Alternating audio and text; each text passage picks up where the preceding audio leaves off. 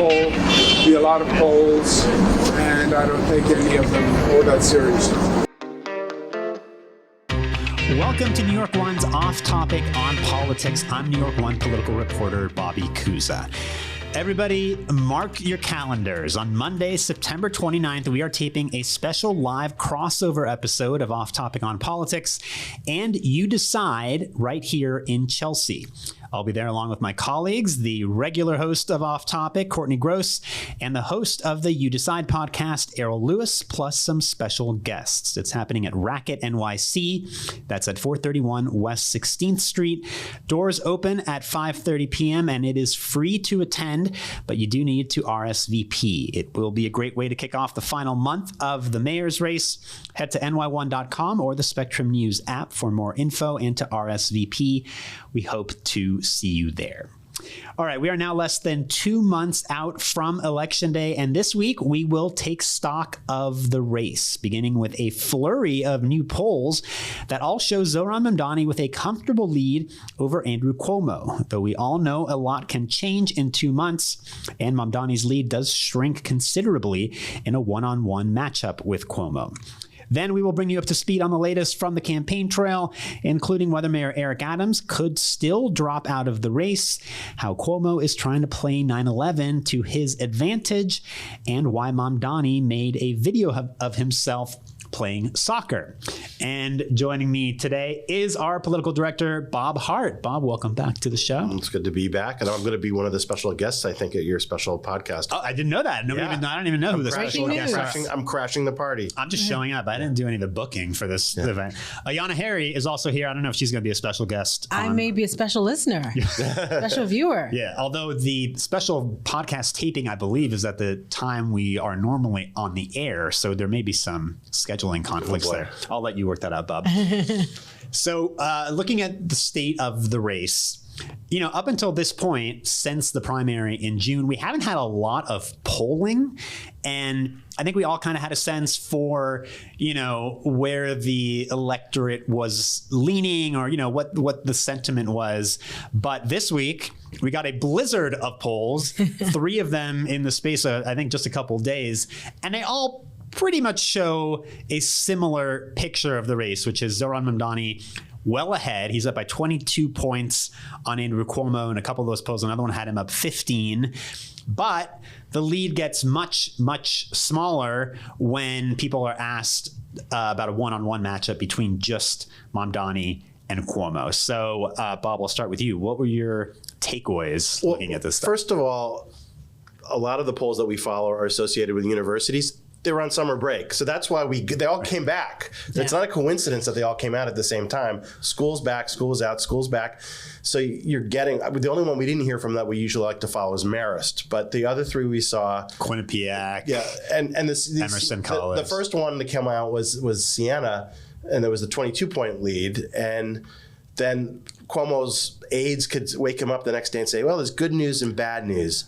Good news is it's tighter. The bad news is it's still a 14-point lead. All these polls were all within the same ballpark, all the same vibe. And to your point, our spidey sense all summer was like these numbers were sort of like, if we had a guess, I think these would have been the numbers that we would have guessed. I think so too, but there were some arguments made by some of the candidates that Mamdani was very popular during a Democratic primary and in that field, but that popularity would not translate to a general election field. So now this polling tells a very different story, that he does continue to hold a sizable lead. Of course, in New York City, Democrats far outnumber of registered Republicans or Republicans overall. But yes, it does seem like Zohran Mamdani does continue to have a pretty healthy lead.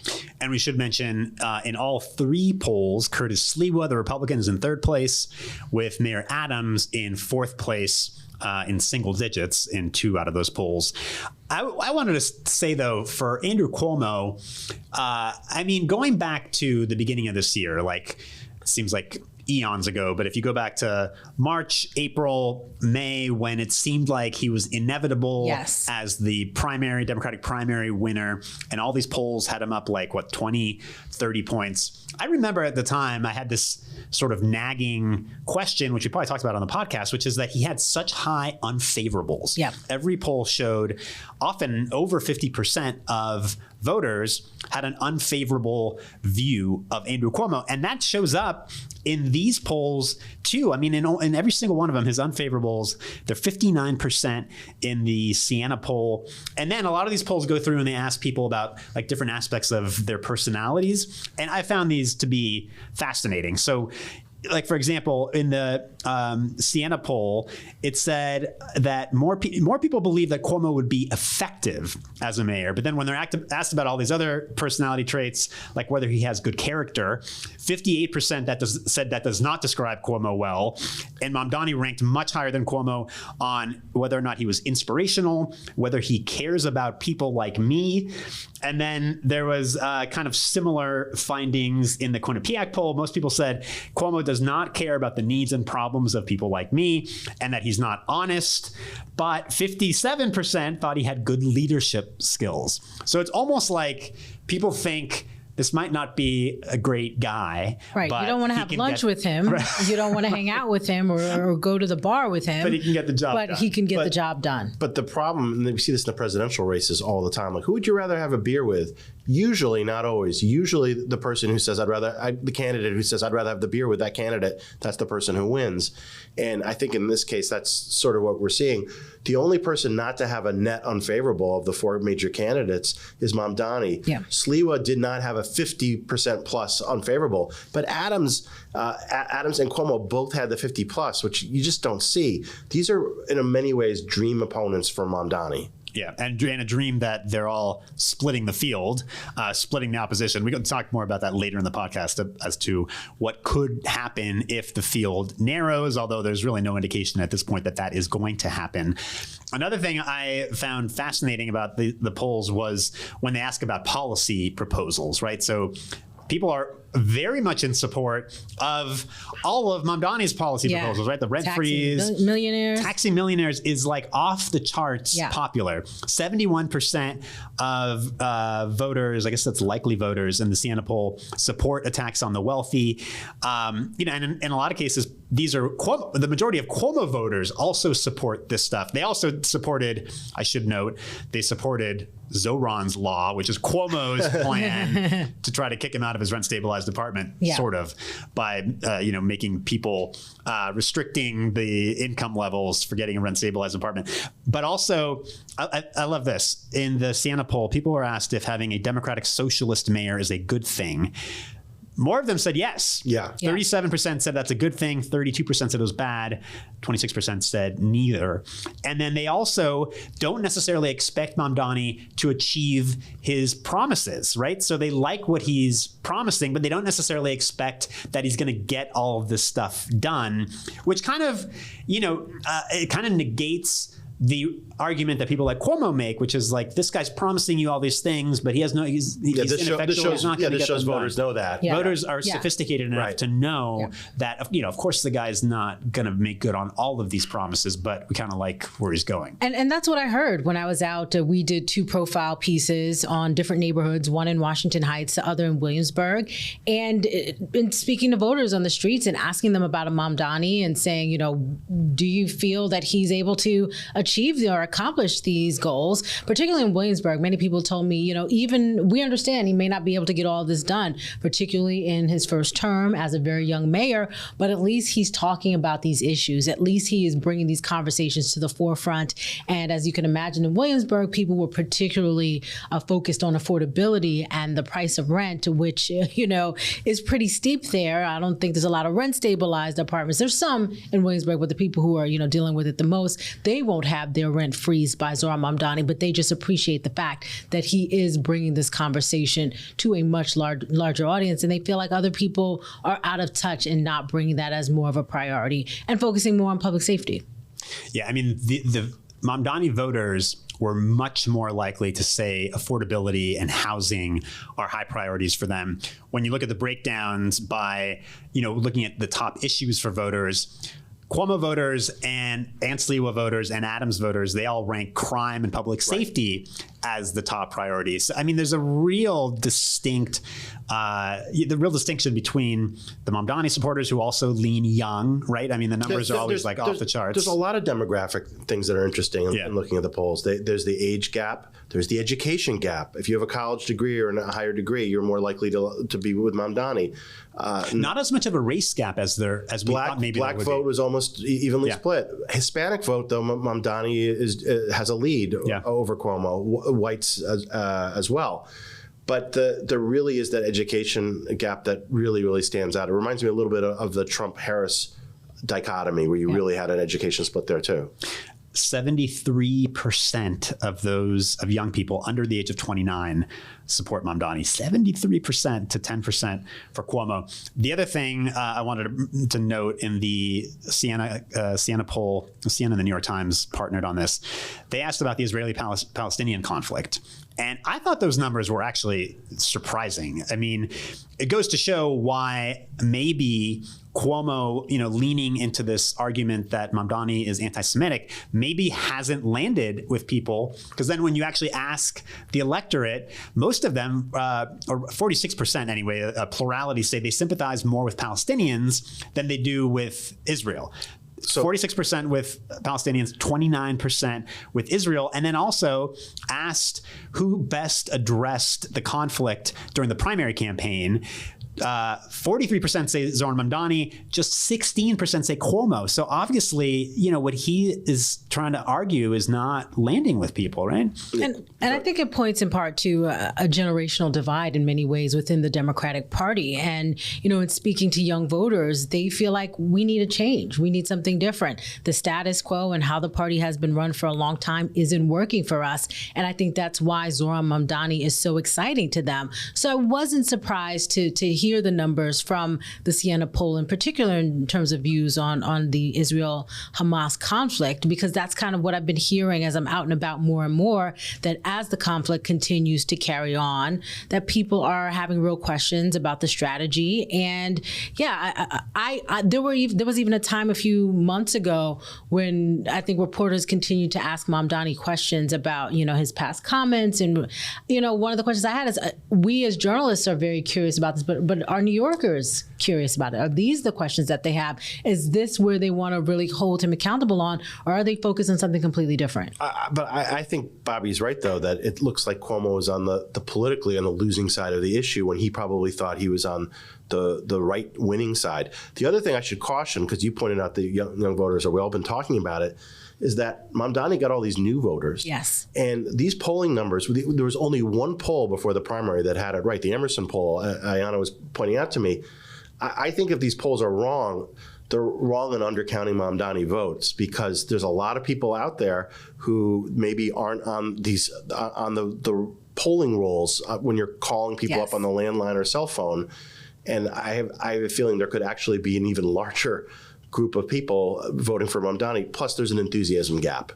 It's funny, and we'll get into this a little more later in the podcast, but when Cuomo has been asked about it this week, like on CNN, he was on with Wolf Blitzer, and he made this comment, these young people, they're all socialists, and they like flooded into New York from other parts of the country. He was like being very dismissive of young people who voted for Mamdani, which he's done before, and I'm not sure is like the best way to try to court that electorate. Yeah. Here's the thing in New York City. You can be a young person who just moved to New York City a year ago, or you can be a real estate magnate who's been here for years and has billions of dollars. You each get one vote on election day. Eric Adams, by the way, who doesn't do great in these polls, but I was trying to look at his numbers, and it's a pretty small sample size because his numbers are so low. But if you look at the breakdowns of Adams' voters, most of them are Trump voters. So more of his voters are Republicans, and more of them are Trump voters than Democrats and Harris voters, which is pretty interesting. I looked at one of the polls, who'd you vote for president? And the Trump voters, it was like 50% would vote for Sliwa, 25 for Adams, and 25 for Cuomo, basically. And that's how it breaks down, which also shows you that if Trump were getting involved, maybe he should be talking to Curtis Lewa and not Eric Adams about clearing the field. Right. All right. We are going to hold there for just a minute. We're going to take a quick break, and then we will talk about whether Mayor Adams is really planning to stick it out to the end. And we'll talk about tickets to the World Cup, which Zohran Mamdani wants to make more affordable.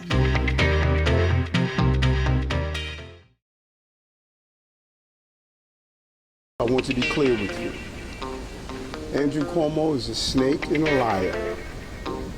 I am in this race, and I'm the only one that can beat Mamdani. All right, that was Mayor Eric Adams outside of Gracie Mansion last Friday, where he gave a speech. We taped last week's podcast episode before the speech.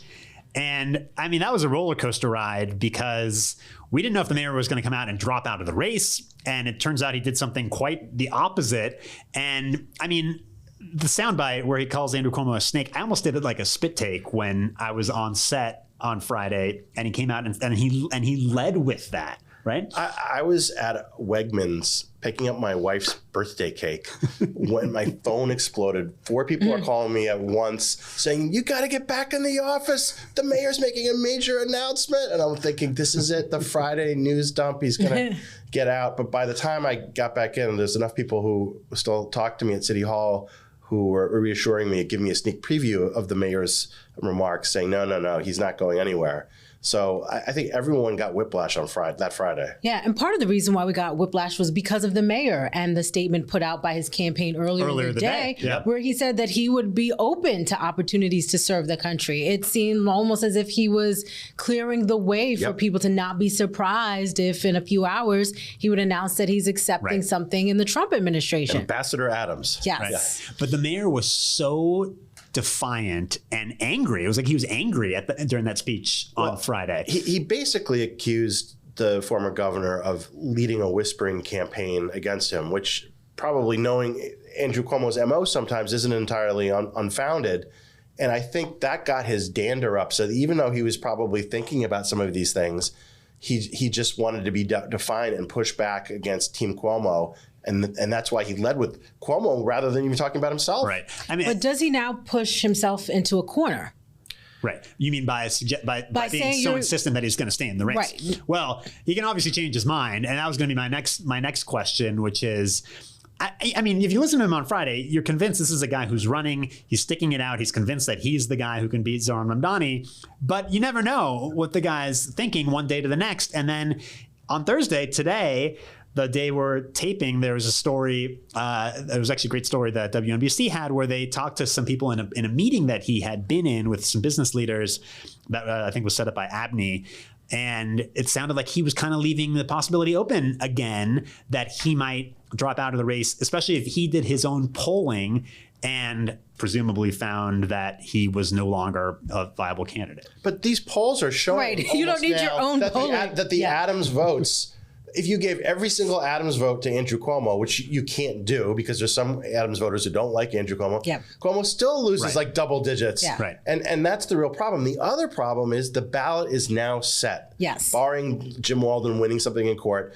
And that means that even if Eric Adams tomorrow says, I'm out, I vote for Andrew Cuomo, if Curtis Lewa, which does not look like it's happening at all, say, I'm out, vote for Andrew Cuomo, their names are still on the ballot. And that means that some voters, even if they know or don't know that the person's out of the race, they're still going to get votes. And that's why I was a little annoyed this week that all these polls had these hypothetical two-man races, because it's just not going to happen. Right, right. And Curtis Lewa, I mean, again, looking at the numbers, Curtis Lewa was in third place, higher than Eric Adams. And there's, as far as I can tell, Curtis Lewa under no circumstances is going to get out of this race, right? I mean, even more than Mayor Adams, he is defiant. He is clearly, in no way indebted to Donald Trump.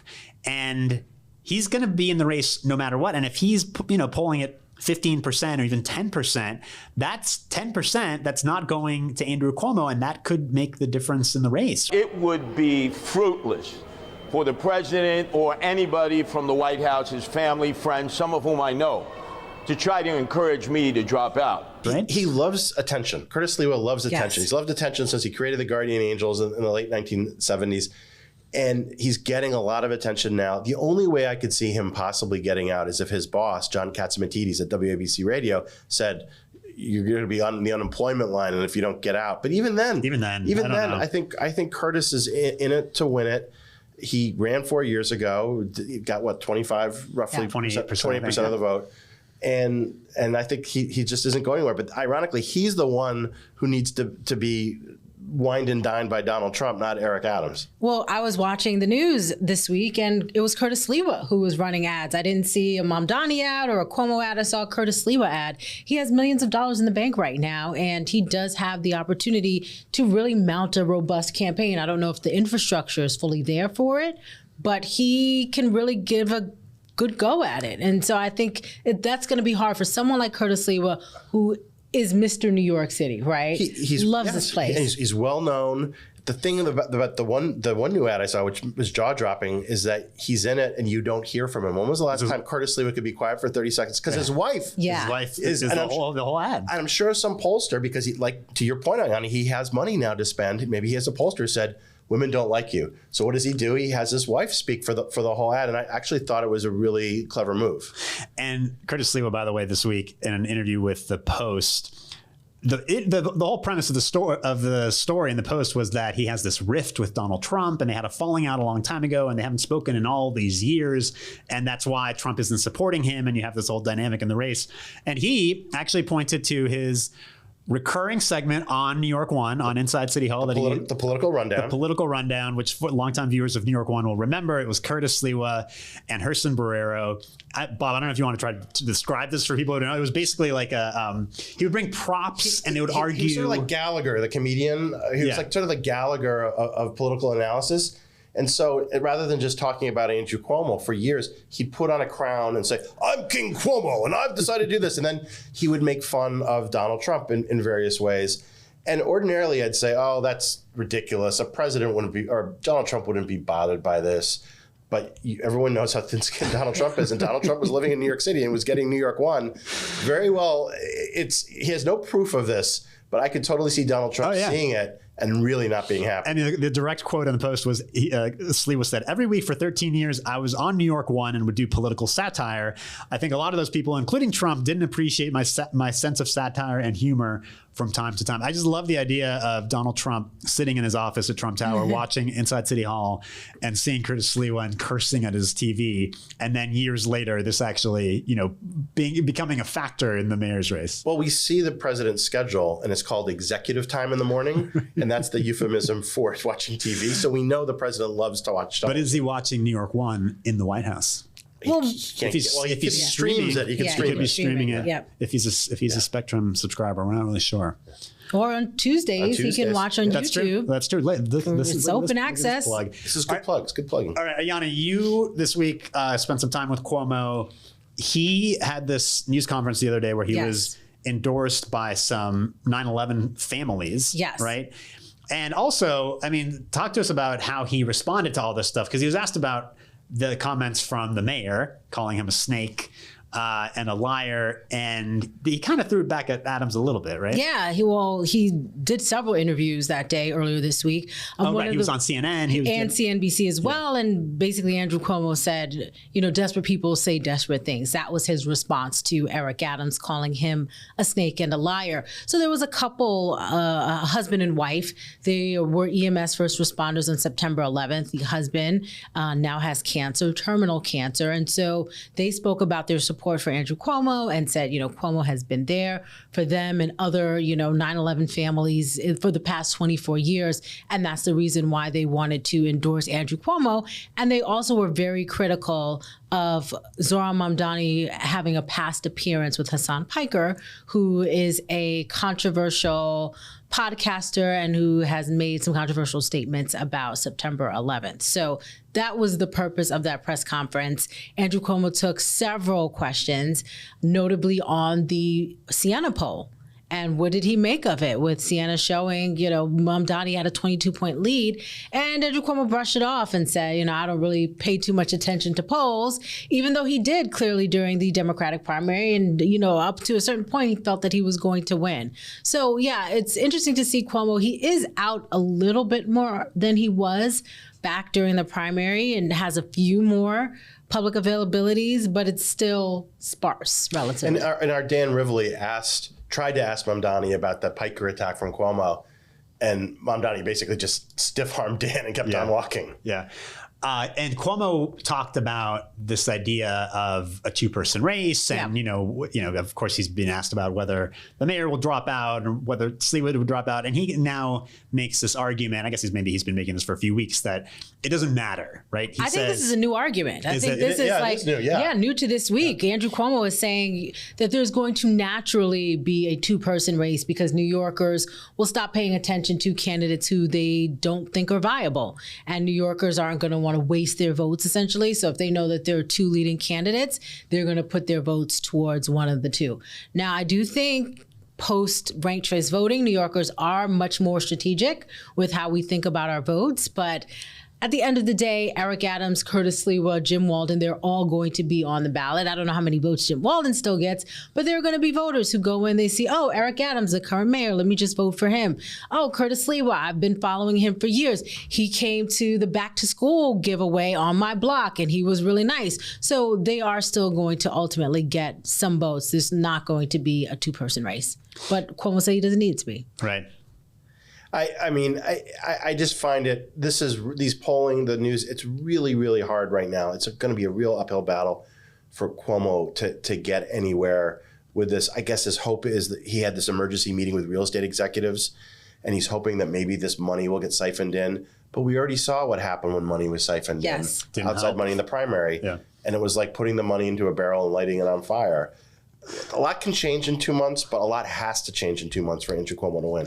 And I think, when you have news of these meetings happening and all of these, prominent New Yorkers with, coming from wealthy families trying to back Andrew Cuomo, I feel like that almost emboldens Mamdani supporters. And they're like, this is exactly the type of politics that we don't like. This is exactly what we're trying to vote in and vote out. So I think this perception that a few New Yorkers with a lot of money can basically call the race for Andrew Cuomo or fix it for his behalf, I think that just turns people off even more from the political system as it is. He also makes this argument that Mamdani doesn't have a majority support, right? I feel like I see him say this all the time now, and he's basically saying, well, he doesn't have majority support and everybody else is splitting the vote, so that's why, he's not legitimate. But every time I hear him explain this, I'm thinking, you don't have a majority either. Right. Correct. So even if, there's no reason why you're necessarily going to be consolidating all of the rest of that vote. Yeah, a win's a win. Bill Clinton did not get 50% either time he won. John Lindsay won twice. He didn't get 50% either time. Guess what? He was Mayor Lindsay for 8 years. He was President Clinton for 8 years. This is the political math you were given, Andrew Cuomo. Deal with it. And I understand this is him sort of griping about where things are, but that's the lay of the political land right now. Yeah, and if Zohran Mamdani is getting 46% of the vote as he is in the Siena poll, that's still pretty good. That's pretty close. Four-man race. Right. Especially when you factor in the margin of error. He's pretty close to 50. Yep. All right, let's talk about soccer. For those who haven't seen, Zohran Mamdani put out another social media video this week where he's playing soccer.